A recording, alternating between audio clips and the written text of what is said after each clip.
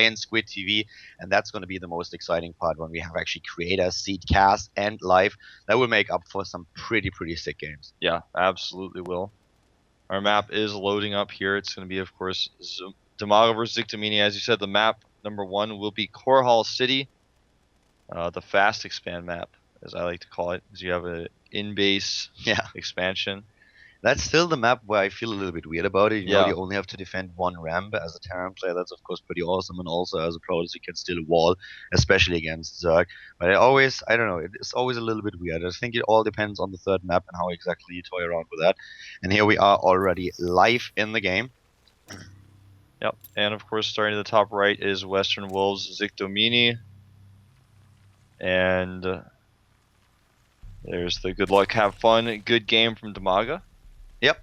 So to the top right with, sorry, not to the top right, to the top actually, Ziktomini and our game, and to the bottom of the map, we have his opponent starting in blue.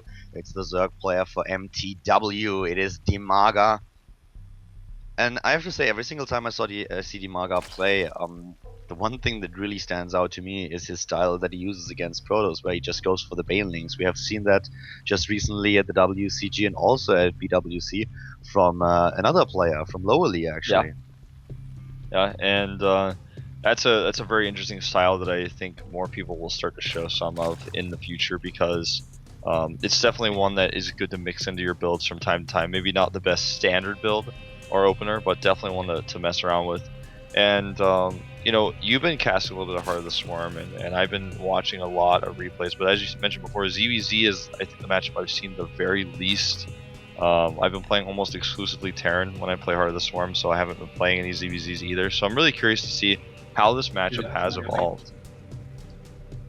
Okay, at this point now, what I wanted to add as well is that slowly, for example, that we mentioned earlier with this build set, what you kind of picked up on already, that it's a little bit too predictable what he does these days, and that he wants to change his build slightly because he realized at WCG that if an opponent is really preparing for his build specifically, that he has a pretty tough time. That's what happened to him against IronSquid. And IronSquid then advanced to the finals versus Parting. A game that he lost later on, but still taking second place at the World Cyber Games was, of course, something that he was really happy about. Yeah, I mean, definitely a good performance there. A very unexpected one as well. I noticed there's some UI changes in Heart of the Swarm. For example, when you make a structure as a Zerg player, it shows up as a little bit more purple. As its little silhouette, and the Protoss has like a slightly more blue hue, and the Terran, I guess, is just still the normal green one. And that's a cool way to differentiate the different races and how their buildings look. Middle of the map, of course, the Xel'Naga Watchtower that we just saw on screen, the Overlord passing each other in the middle of the night. Well, actually, it's daylight, but it accumulates the same thing. They don't see each other. In the fog of war, it always seems a little bit dark. And of course, cross spawns here on this map is a huge rush distance for ZVZ. Yeah, it definitely is. You can already see that both of them are expanding here. Dimaga with a bit of a faster gas though, and also the faster pull just slightly, just by a few seconds. But we already have him with 120 gas, so he can start with the speed a lot faster, which is exactly what he does here. And both of them just taking it easy. With those cross positions that you just pointed out, Wolf, it's very unlikely that it's going to be a huge rush. But it's of course a little bit of a problem on a map like this, that the Overlords are in position very late, so it's quite tough to see what exactly is coming your way. Yeah, that's very true. You got to make sure that you put them as near to that walking path as possible, and that's exactly what we're seeing them position now. As the first few lings start to come across the map, you can see a slight lead on Zergling speed for Dimaga. He got that out just a little bit faster, and actually has about a 30 gas lead over his opponent, so he can start that Baneling Nest a little bit faster if he wants to. We may see one or both these players, though, skip the Baneling Nest. With this long of a rush distance, you feel a little bit more comfortable against these attacks, but nope. Both of them are just going to go ahead and make it just to be safe. You just want to be safe, yeah, that's exactly the case. So sometimes you see a player try to skip it and go straight into the roaches, then you have, of course, to start a little bit faster. But the thing is, if you have to assume your opponent is going to start either with a Baneling Nest or at least trying to rush it with a few Zerglings. So Baneling Nest is always nice in there. As I say, Dimaga with 20 Zerglings immediately, that speed time, of course, works really well for him here. Has it a lot faster. And that will help him, but he couldn't take down this one Zergling, and that might be exactly the Zergling that is going to scout his Ling attack. Yeah, absolutely. He's got to be very careful about that. There are lings for him on the Watchtower to keep his opponent from finding out what's going on. What path is he going to take across the map with those Lings? Looks like he's just going to go straight, not going to try to sneak around. He's just going to walk right into the vision of that Overlord. Yeah, so by now Ziktomini knows exactly what's going on here. Dimaga is on the move to the top left. Currently we have him also with his tech to layer. Ziktomini with the fast attack here, but Dimaga with all this aggression is now in a pretty good spot. And Ziktomini is not ready for this. Here come the queens, and this is of course horrible. Kills 2 of them already, or will he? Yes. Oh, nice pullback. Wow. I can't believe it. And look at that, leaves just 1 Ling to finish off the queen. That was excellent micro there by Dimaga. Now he wants to try to go in and finish the job and get that last queen. Banelings run right into the mineral line, and he gets some great hits here. Takes down quite a few harvesters. In total, 5 workers killed already. Dimaga with a very aggressive style here takes down 2 queens, and now of course the production a little bit damaged for Ziktomini. Has still 1 queen though. Yeah, I feel like if Dimaga had used those Banelings to actually fight against the Lings, he might have been able to do a little bit more damage. He went for the risky attack, and some of those drones were left with very few hit points. So several of those drones were almost finished off, and he could have gotten a little bit more out of it, I think, with a Ling attack there instead. And Dimaga did damage, but now he has to be careful because Ziktomini is starting with the counter attack, Zerglings and Banelings on the high ground already, whereas Ziktomini starts immediately with a spy attack. Dimaga is quite happy to just drone it up at this point, but we currently see Ziktomini just trying to hit this timing, and Dimaga also with the spire here.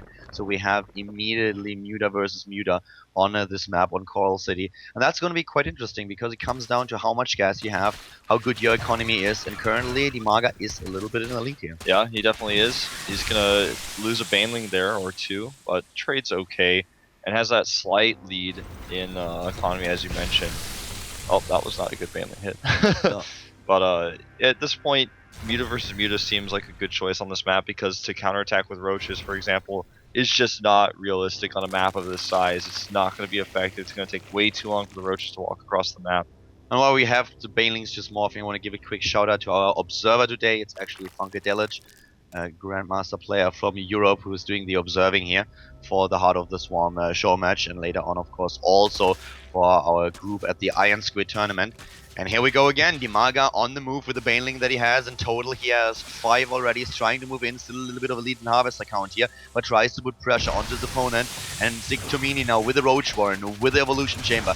No Mutalisk just yet, building 7, but losing a lot of drones here. Yeah, again, several of those drones almost dead, but not quite. But at the end of the day, he's still killed at 13 now in total. Yeah, he's not done it. He's going to get the queen here, forces a cancel. Oh my god, actually, this looks like Ziktomini is in a lot of trouble. He's losing mining time in the gas, he lost a lot of harvesters, totally it's 20. And now he's going to lose even more drones here. He saves the queen with some nice micro, trying to wait for those mutas to come out. The queen's still in a little bit of danger. It looks like he will finally clean this up.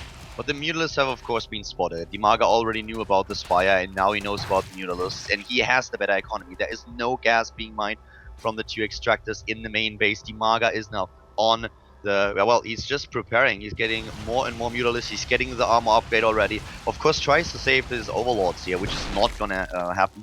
But on the other hand, he already has such a huge lead in supply. Yeah, he also has a greater amount of Overlords. He's already made the extra Overlords he needed, so he's not going to get supply blocked by losing these Overlords. Whereas Ziktomini right now, in fact, is making 4 Overlords. He's supply blocked currently. And looking at the Mutalisk count, we have both of them at 8. The expansion, the 3rd base at the bottom left, is being attacked, but that's not a problem for Dimaga. He has more Mutalisks already. He will have the armor upgrade faster than Ziktomini, and this is a fight that Ziktomini should not be able to win, and that's exactly the case. More Mutalisks are moving in, and Ziktomini is just losing way too much. This is snowballing out of control. He may have to GG here because in Muta versus Muta, before Infestors are out, if you don't have any Spore Crawlers up at home, when the Mutalisk count gets better for one player, you just destroy your opponent, especially with that armor upgrade coming out for Dimaga so much faster. And then once he moves across the map and attacks, Ziktomini is not going to have the economy to actually keep producing mutas, even if he has a lot of time to get drones up. For example, Dimaga just has such a dominant position. He's not only going to have the better Mutalisk count, but he's going to have the better ground army if he wants to send it with those mutas. The big problem for Ziktomini is now that Dimaga, if he scouts what's going on, if he sees what's happening, he can just hit a timing with his Mutalisk as soon as the +1 armor upgrade finishes, and he will completely destroy Ziktomini. The main question, of course, being, does he know that he has this window of opportunity? Yeah, exactly. You know, he may be playing just a little bit too cautiously. Back at home, this could give Ziktomini a few opportunities to catch up, but look at the harvest count, 56 to 40 right now in Dimaga's favor. and that's just such a crushing position to be in. Dimaga's actually protecting his queens and walking across the map with them to add that extra DPS into the Muta versus Muta fight. And a lot more gas mining going on for Dimaga as well. Moving in with the Mutalisks right now. He has the +1 armor upgrade. This is exactly the timing that he was trying to hit. 16 Mutalisks against 11. And they are well upgraded. Dimaga with a 50 supply lead is now on the move, trying to end this game. And Ziktomini is in such a huge amount of trouble. I don't think that he will be able to stand. I totally agree with you here. There's no banelings for Dimaga to help out.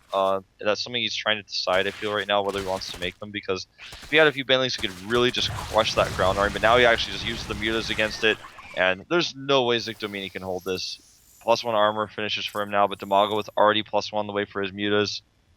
I just don't see any way, and now starts a few defensive banelings for Ziktomini. That's one thing that could potentially help him here. Oh no, even losing more gas drones here. He needs this gas desperately to make more mutas. The gas is the main factor here. We already have +1 attack for Dimaga's Mutalisks being started. He has 22, 23 Mutalisks against 16. This is just such a lead, and gas in ZVZ is the most important part. If you get ahead, then it just completely gives you the edge here. That's what happens. Here come the Mutalisks for Dimaga. Even as his queens now in the fight and can transfuse his own Mutalisks. But if he wants to, he can just fly up the ramp and take this game. Yeah, I think he will, in fact. He's running into the third base again. Now this Muta on Muta fight is definitely in Dimaga's favor. 22-17, and that's just going to snowball the control, especially with the transfuses that Dimaga has available and that he's using so beautifully here. GG. GG and game over in map number 1.